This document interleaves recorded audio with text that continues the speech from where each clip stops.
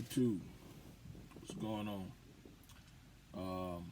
Decided to drop a little video, man. I'm right here in Virginia. About to get ready to roll out in a minute. I got a little time on my hands. Uh, Second week, going strong. I wanted to talk about right out what usually happen right after orientation. I'm gonna get right to it. Usually when you get there, you go through the orientation, of course. It usually lasts up until Thursday, depending on if your truck there or not. If your truck there, you'll get your load. You got a couple of options. Right now, I think they got, I think it's like 3 weeks, no lease payment, or certain fees coming out of your settlement. You can either use all 3 weeks, first 3 weeks, or you can split them up however you want. You can save them however you want to do it. At the very least, I suggest that you at least use it for that first week, because the first settlement is the orientation pay. I think the orientation, I'm not sure what the orientation pay. I figured I'll ask that question if you guys want to know that. I wasn't too much concerned about that because I know I wanted to load. I wanted to just ride out for that first, well, as long as I could. I think settlements go in Saturday 12 a.m. I mean, you know, pay goes in that time, Saturday 12 a.m. So I wanted to ride out as much as possible, and I did. So if your truck isn't there, they'll arrange a situation where you can go get the truck. Or if your truck is there, you get the truck. You either go home, get your stuff, come out Monday, you know.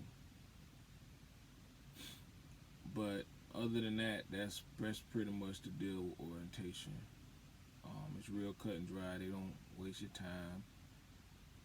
You eat plenty of food, real nice hotel.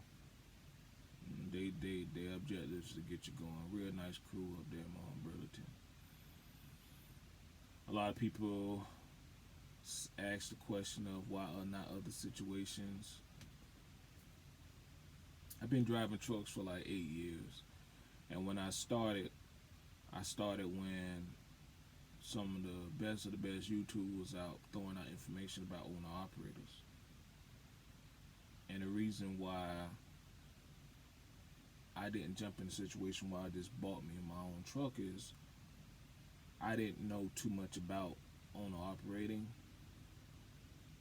and I was scared that something hadn't happened to the truck and I didn't know how to fix it. I'm just being real with you.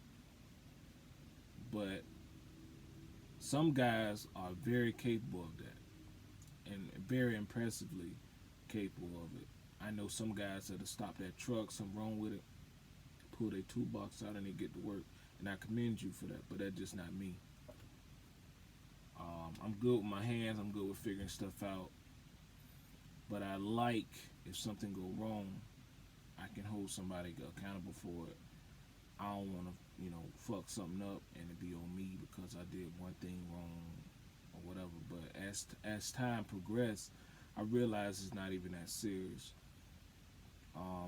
If I turn back the heads and times where I go get me my own truck and do it like that, I still wouldn't do it. But now I know it's very, very much so a possibility.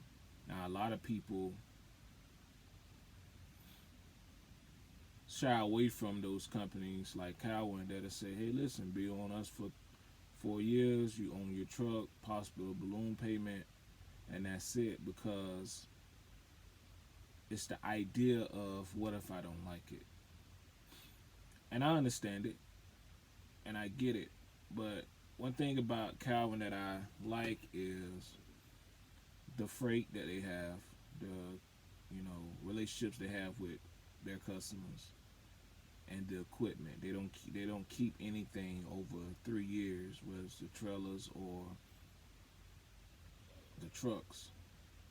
So the odds of you coming in and getting if you got an orientation set for next week, the odds of you coming in probably getting a 2024, 2023, 2022 is very likely. They're very strict on the maintenance protocol. If you got a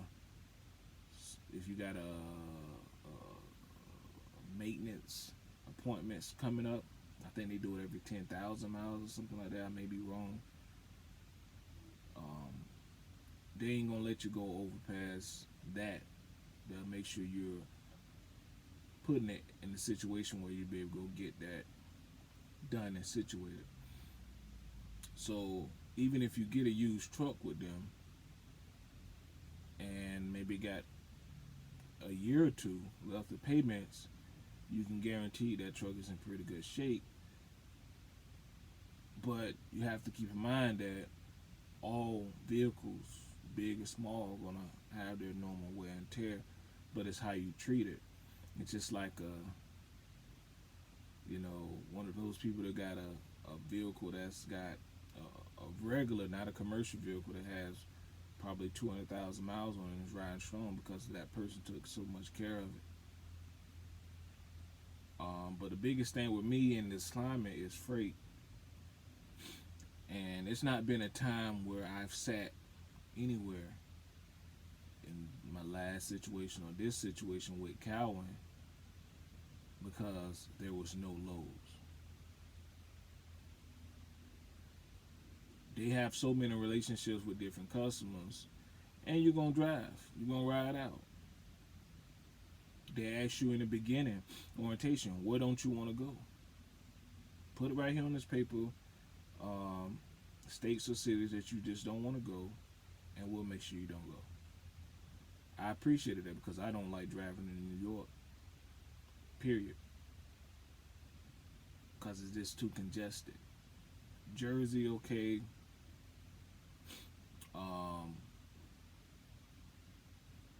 I go all up in Maine and stuff like that. I get it. I mean, you still gonna have to be a truck driver, and you can go anywhere and be all fucked up. But I'm trying to kind of cram everything into one video. But I just wanted to put this one out there to kind of like give people my mindset behind Cowan. I had a question last night. Somebody asked me how much how fast truck go. It's 70. Is there cameras in the truck? No. They do urinalysis tests.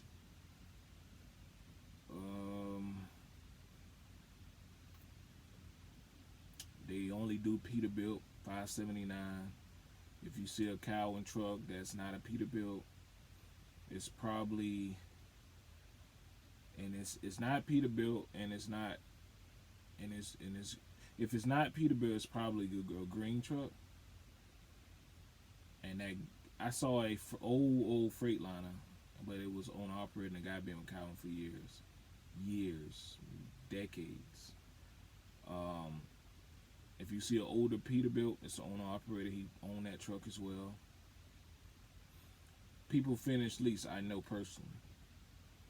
I experienced it. So people finish leases here, and they want you to finish the lease. They don't care about home time. They put you in a position where you can be home as much as possible. But I think as the owner operator, I think you got to keep in mind is you still run a business, and that the company has to be profitable. You have to make your money. You have to pay your bills. But there are other situations out there. I'm not saying Cowan is the end all be all. There are other situations out there. But for me personally, when I stepped away and went into the local, and I made a decision to come back, I searched out those opportunities, and Cowan just started. Cowan pros for me. outweighed the cons of other companies.